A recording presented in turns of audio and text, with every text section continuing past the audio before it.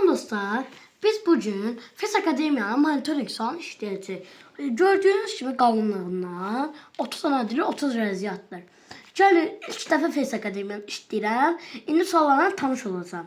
Gəlin suallar birincisine baxaq. Gəlin ilk sualdan başlayaq.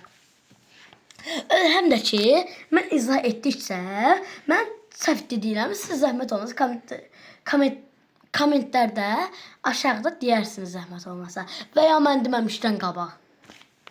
Gəlin birinci sualdan başlayaq. Verilmiş cümlənin daxilində işlənmiş ürəyin ağzına gəlmə ifadəsinin əvəzinə işlənə bilən ifadələri müəyyən edin. Biz bu cümlədə anladıq ki, ürəyin ağzına gəlmə frazoloji birləşmədir. Çünki mən ürəyin necə ağzıma gələ bilər? Gəlin cümləni oxuyaq. Qaranlıq yolda birdən səs eşidəndə ürəyim ağzıma gəlmişdi. Qaranlıq yolda bir səs eşidəndə. Qaranlıq yolda bir səs eşidəndə yəni qorxmuşdum, ürəyim düşmüşdü. Burada biri bir olacaq. Gözü götürməmək. Xeyr.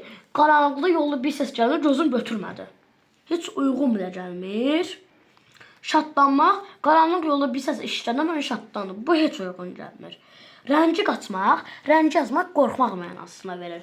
Ürəyə düşmək də qorxmaq deməkdir. Rəngi qaçmaq da qorxmaq deməkdir.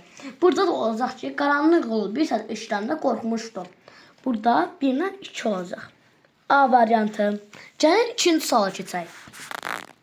Hansı cümlədə məcazi mənada işlənmiş söz var? A. Külək bağçada yarpaqlarını qoparıb apardı. C. Dəniz sahilində uşaqlar qum qalı düzəltdilər. D. Müəllim şagirdləri yeri mövzu izah etdi. Burada külək adam atdı. Külək ilə adam adı nadir eşidirəm. Burada külək adam atdı. Çaşdırıcıya qoydular. Külək burada adam attı. Külək bağçada yarpaqları qoparıb apardı. Burada A adam attı. Ne kadar mənası olsa da yenə də dedim. Burada mən oxuduğum cümlələrdə, bax məsələn, bunda mən frazoloji birləşmə eşitmədim. Bunda yoxdur. Bunda da yoxdur. Dəniz sahilinə uşaqlar qum qalı düzəltdilər. Müəllim şagirdləri yeni mövzu izah etdi.